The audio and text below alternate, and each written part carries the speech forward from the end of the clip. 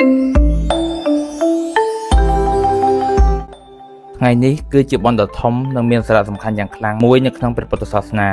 ដែលប្រជាពុទ្ធបរិស័ទទូទាំងប្រទេសកម្ពុជាតែងតែនាំគ្នាប្រារព្ធធ្វើបុណ្យដើម្បីរំលឹកដល់ព្រះពុទ្ធព្រះធម៌និងព្រះសង្ឃនៅពេលព្រឹកតាមបណ្ដាវត្តអារាមនានាព្រះសង្ឃតែងតែនិមន្តចូលរួមក្នុងពិធីសូត្រមន្តចម្រើនព្រះបរិត្តសម្ដែងធម៌ទេសនា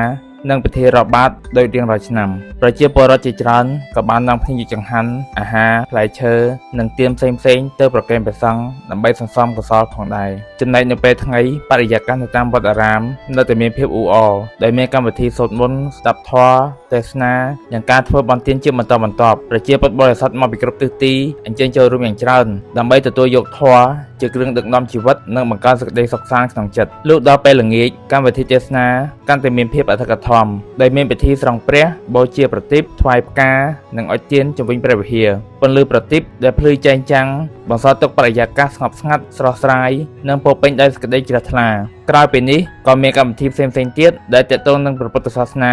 ដើម្បីឲ្យពុទ្ធបរិស័ទបានចូលរួមសាងបុណ្យតាមសទ្ធារបស់ខ្លួនជាក់ស្ដែងដូចនៅក្នុងវីដេអូនេះផងដែរវត្តដែលតែងតែរៀបចំកម្មវិធីបុណ្យជារៀងរាល់ឆ្នាំក៏នៅតែបន្តធ្វើដូចធម្មតាដោយមានរបៀបរៀបរយនិងអធិកអធមបងប្អូនប្រជាពលរដ្ឋអញ្ជើញចូលរួមស្ដាប់ព្រះសង្ឃសូត្រមន្តឬសម្ដែងធម៌ទេសនាដោយសេរីមិនមានការរដ្ឋបတ်អ្វីឡើយហើយបើបងប្អូនមានសទ្ធាចង់ចូលរួមធ្វើបុណ្យឬថ្វាយទានផ្សេងៗក៏អាចចូលរួមតាមកម្លាំងសទ្ធានិងលទ្ធភាពរបស់ខ្លួនដែលមិនមានការបង្ខិតបង្ខំឡើយសូមអនុមោទនាបុណ្យជាមួយបងប្អូនអរគ្នាសូមឲ្យទទួលបានសេចក្តីសុខសេចក្តីចម្រើននិងជោគជ័យគ្រប់ភារកិច្ច